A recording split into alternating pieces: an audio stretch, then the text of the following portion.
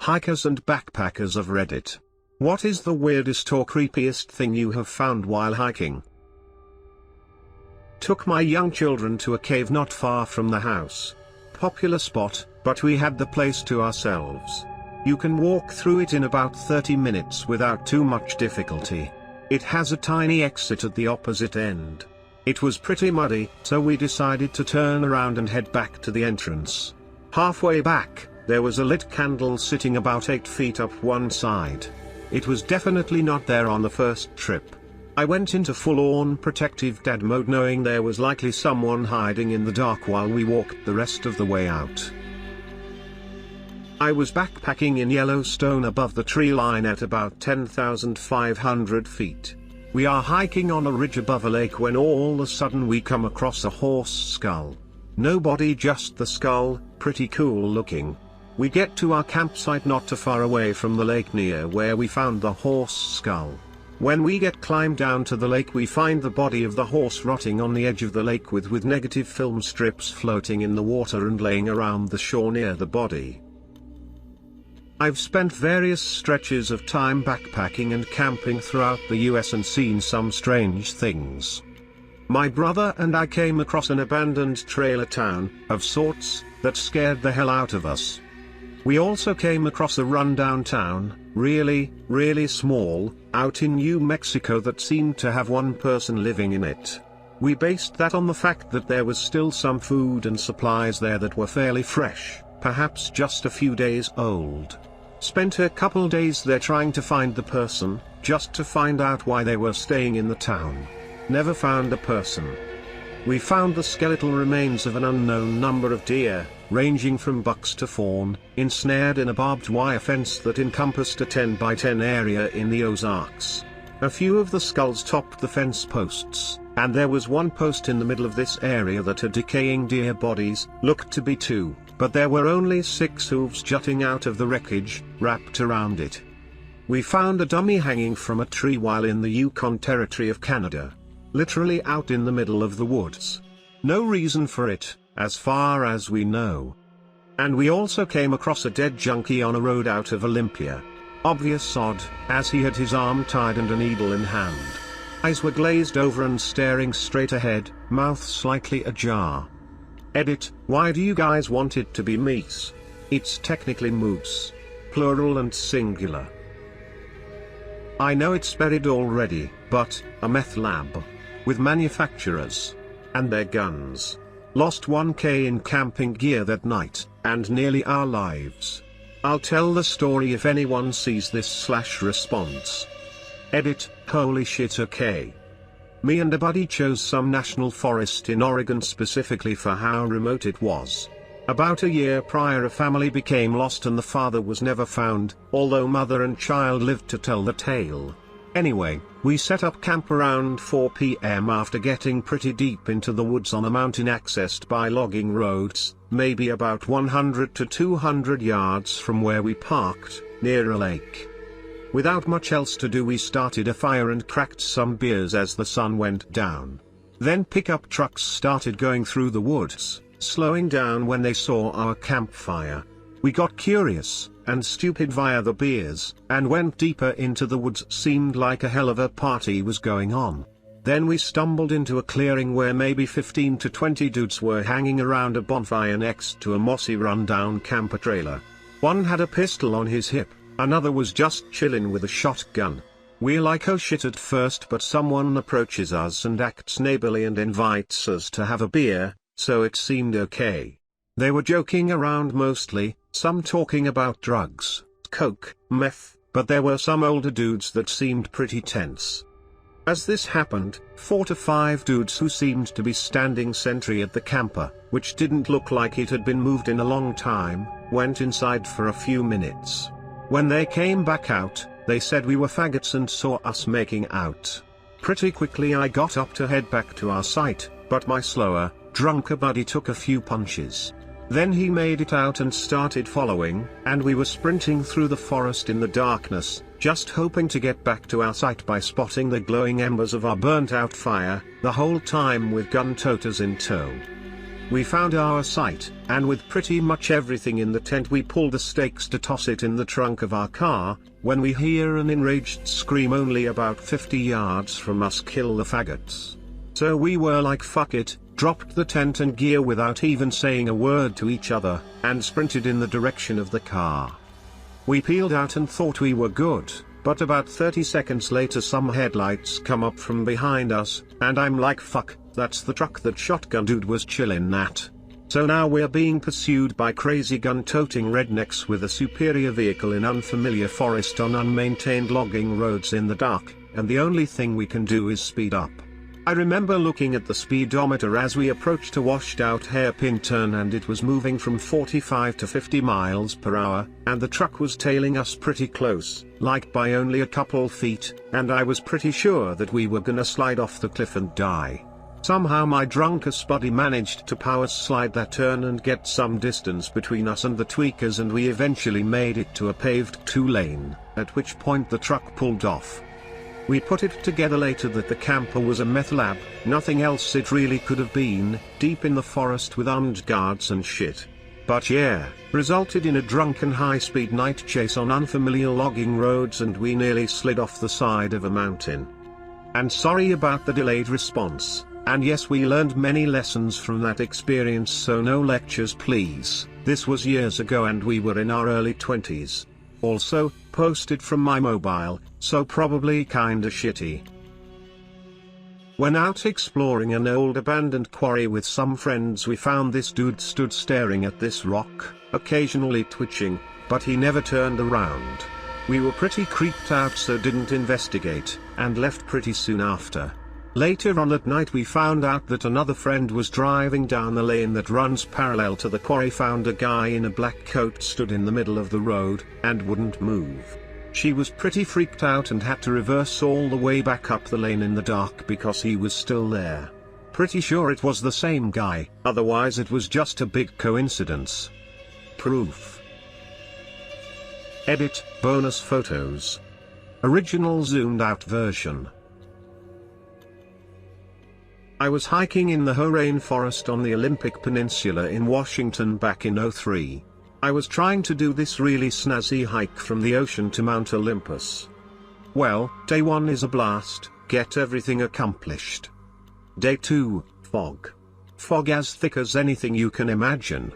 I can't get a decent GPS fix, so I'm pretty much blind, but I know if I follow the Hoh River upstream, I'll get to one of the campsites I'm going for. Day goes by, and fog isn't clearing up at all. I get to a fairly big clearing and set up my tent.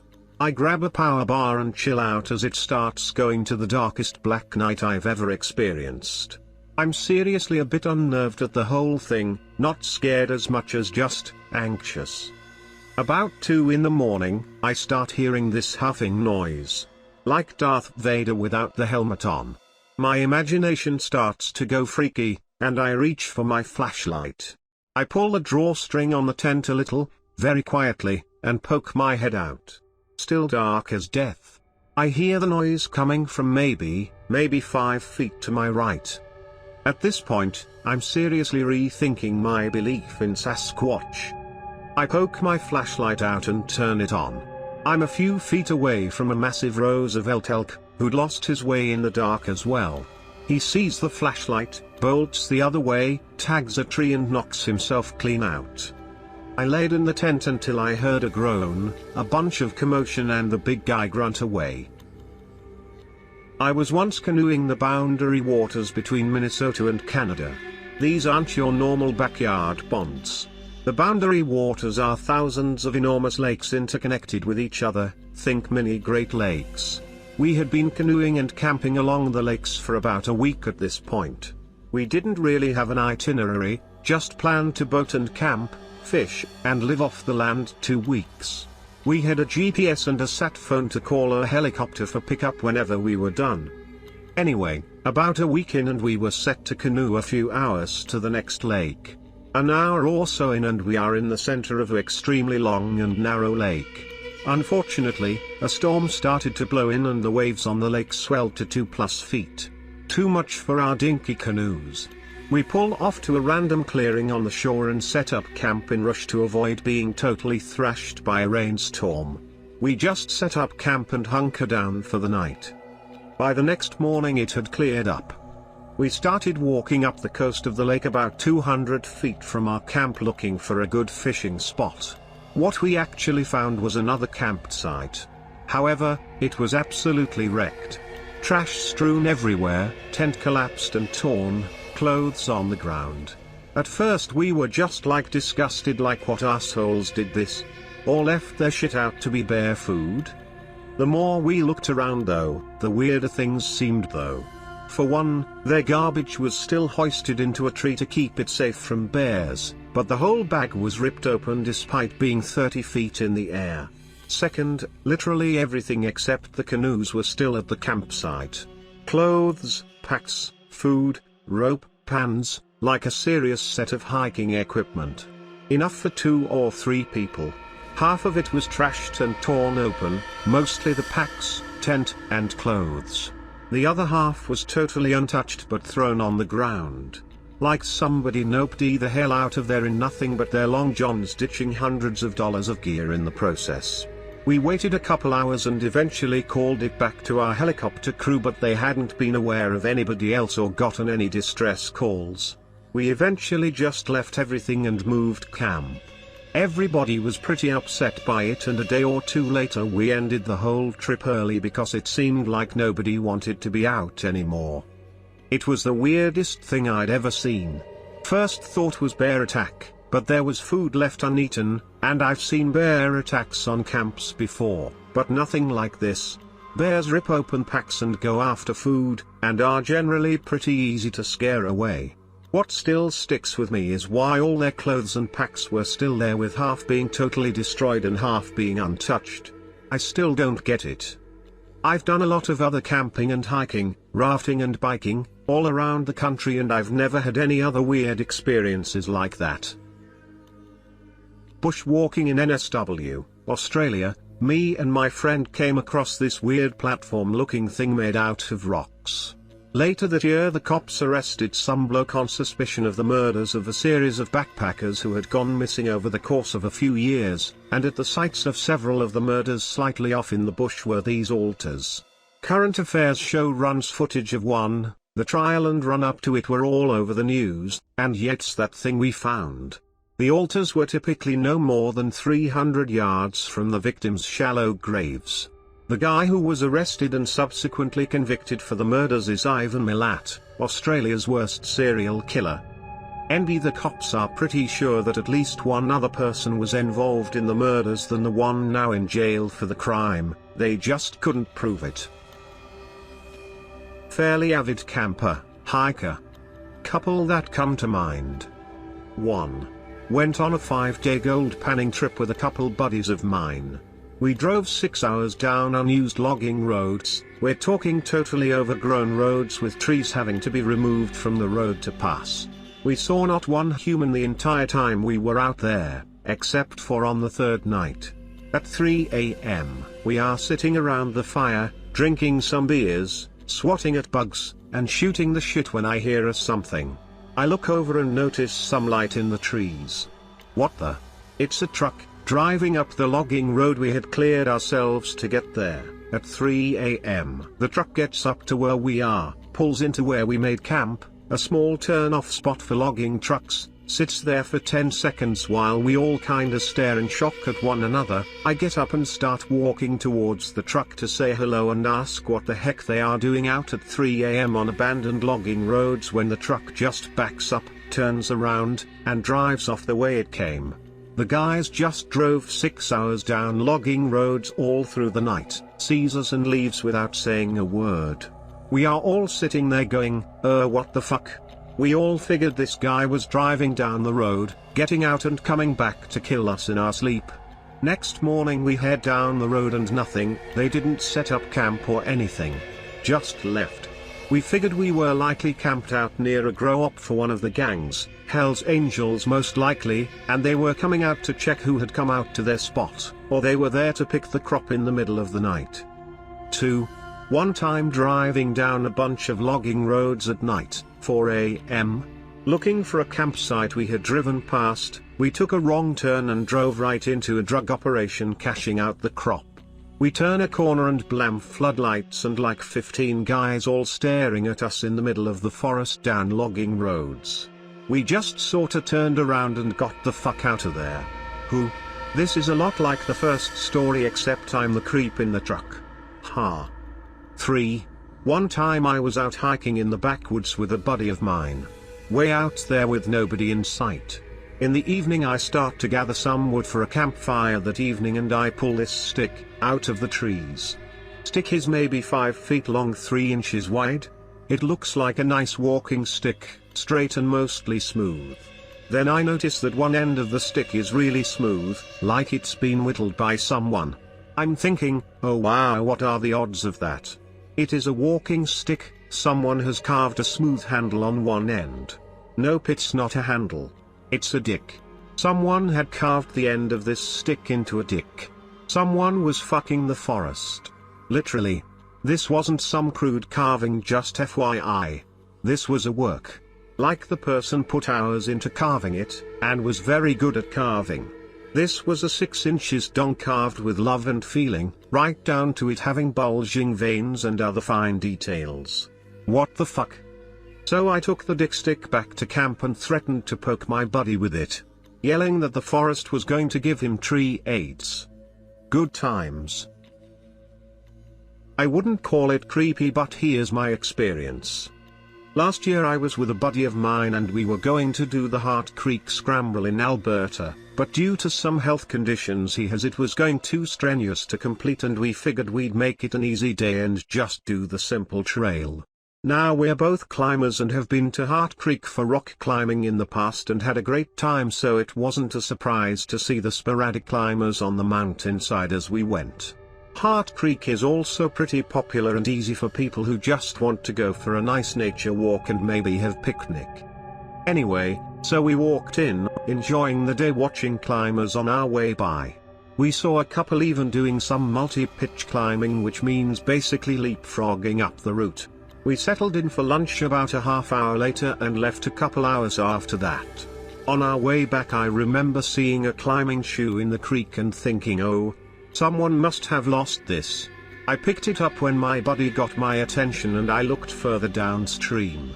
Both climbers, a young man, 29 or so, I learned later, and his partner were both lying the creek bed, rope and harnesses still attached, dead. It was very surreal. We had seen these people climbing not 2 hours before, making their calls, having a good time.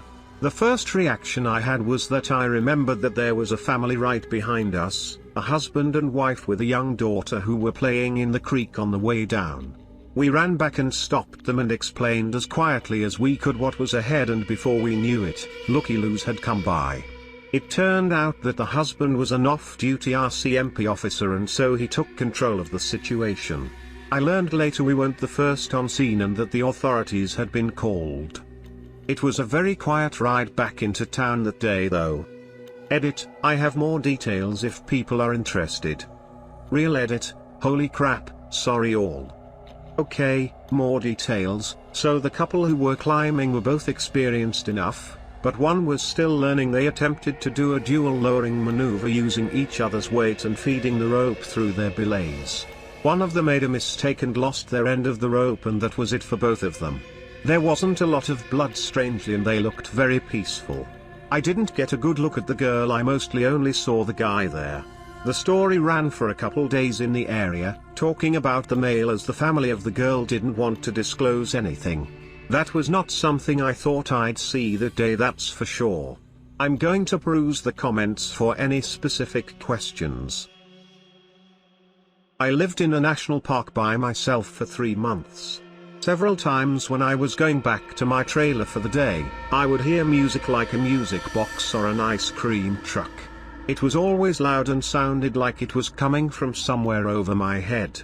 One day I decided to look for the source, so I followed the dirt road past my trailer. The music continued. I couldn't tell if I was getting closer or not. I had my eyes on the trees and looked down just in time to avoid stepping on a snake. I scrambled back but it didn't move. I realized it was dead and it wasn't alone. There were half a dozen dead copperheads stretched out in the road, looking in the same direction. I went back to get my car because I couldn't bring myself to step over them, but by the time I got my keys, the music had stopped and I didn't hear it again. Edit, sometime after this happened, my friends told me there was a haunted prison in the same park, the P Farm. So, that was good to know. Over the years when I have told this story, many people haven't believed me, but it's true as the sky is blue. Me and my brother were hiking out in our new backwoods. We had just moved into a new house, and we stumbled upon a small open grass field. In the center of it, there was a person with a blue jacket crouched over. We thought it was a friend of ours that we had recently met, so I ran out to meet. I did not have my glasses on, but I got pretty close enough to see that it was a grown man leaned over the carcass of a deer, stabbing it with an unsharpened stick. He looked up and saw me. I was pretty freaked out, so I turned around and yelled at my brother to run, and so we started to sprint as fast as we could back home. My dad and I were out camping in the mountains. We had set up our tents and then we heard screams in the woods. We as black folks don't stick around to find out what's going on. So we packed up our stuff and drove to a different part. We thought it was mountains folks eating people or something. We drive down by the store and told the clerk that we heard screams. Turns out it was an orgy for people who dress up in animal costumes. He was telling us that they have been doing this for years.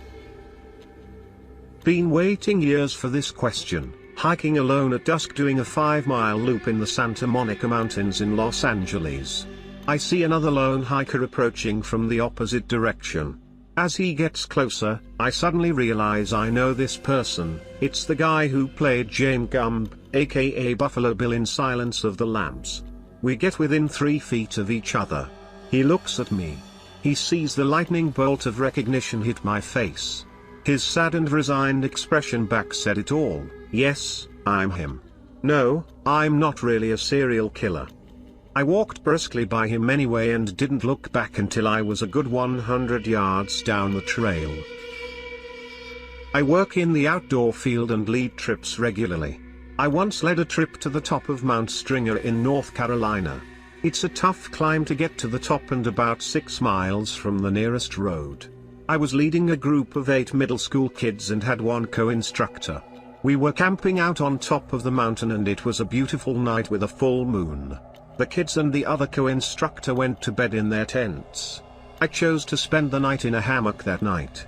I was really into a book I was reading, so I stayed up and read until about 10:30 p.m. I turned my headlamp off to settle in for the night. Everything around me was rather bright from the moon, and from the position I was in, I could see down the trail we had hiked to get to the top. I lay there enjoying the scenery and noticed something moving on the trail.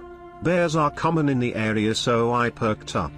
As it got closer, I could tell it was a person. We were in the middle of nowhere and there was someone hiking up the trail with no headlamp or any gear. I was just frozen watching this person move closer to our camp. They arrived at the top of the mountain where we were and just stopped. I watched as what appeared to be a man surveyed our camp. I really could only see the outline of him. He stood there for what seemed like 30 minutes but may have been 10. He then turned, sat down under a tree facing our camp.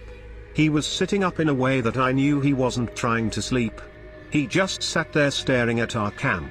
I had no idea what to do. I decided to wait it out. I waited, just staring at the man while he stared at my camp. This went on until about 3:30 a.m. Then, he stood up, took a moment to survey my camp a few minutes longer and then went back down the trail he came up on.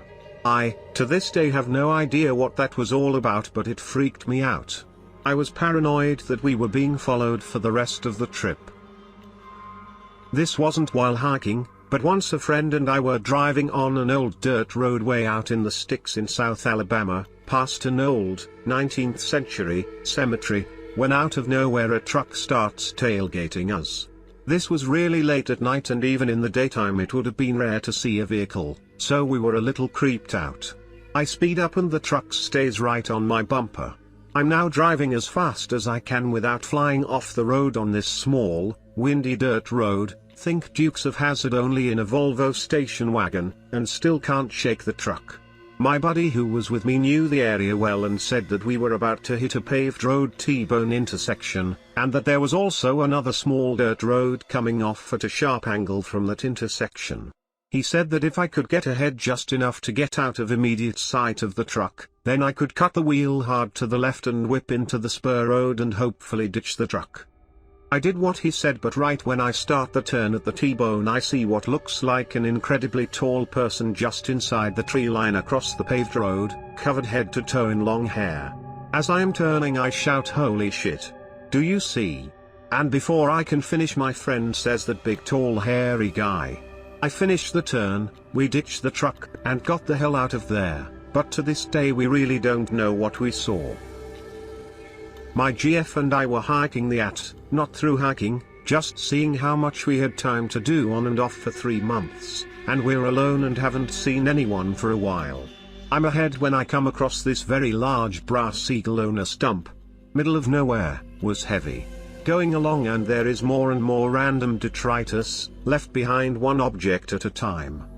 We get to the shelter that night and there is this old guy, very disheveled with a walking staff that has a baby doll head on the top, immediate creepy vibes. It was just us and him at the shelter that night, we stayed on the top level and he was down below. I don't think I slept at all. It got real creepy when he started telling stories that night of how he used to drive a cab in New Orleans, and he told about how he didn't mind if people had sex in the back of his cab, as he could watch in the rearview mirror. Got up early the next day and got the fuck out, left him some power bars as he looked like he needed them. He probably had schizophrenia. This was creepy, not supernaturally so.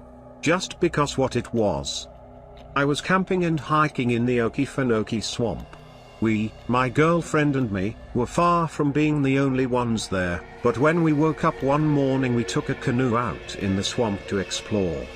It was early, there was a thick layer of fog resting just atop the water. The whole swamp was completely still. No animals in sight at all. We paddled down the waterway for a while and saw nothing else. Not a single person. Not a bird.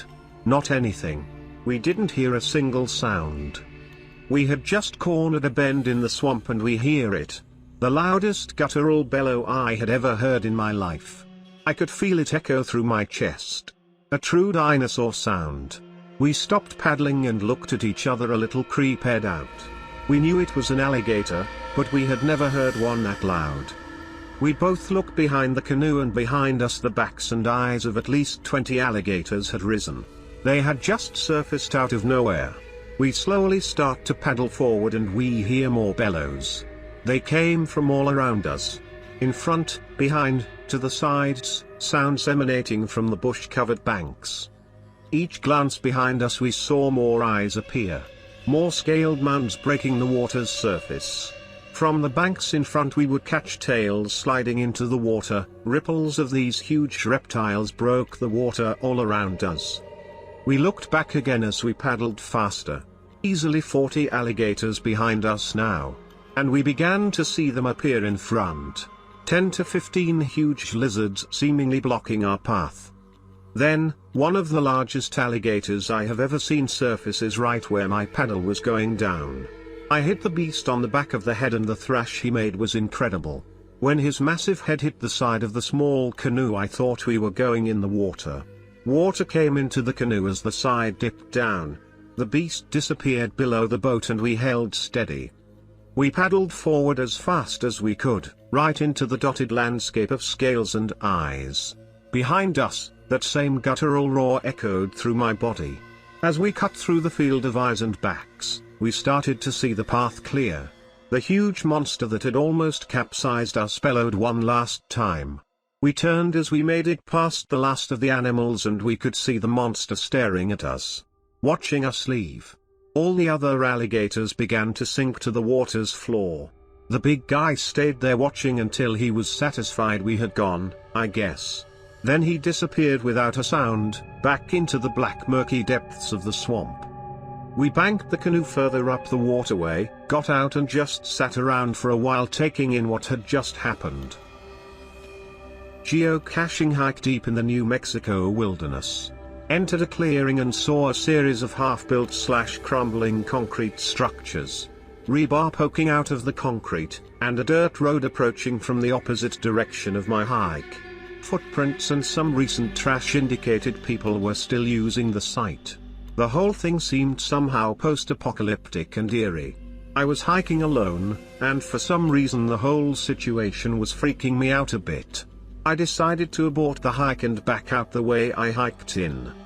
Found out later the site was used as a paintball tournament ground and designed on an urban warfare theme. There was absolutely no evidence of spent balls or paint on the concrete walls, which explains my confusion and the eeriness of finding half-destroyed buildings in the middle of nowhere.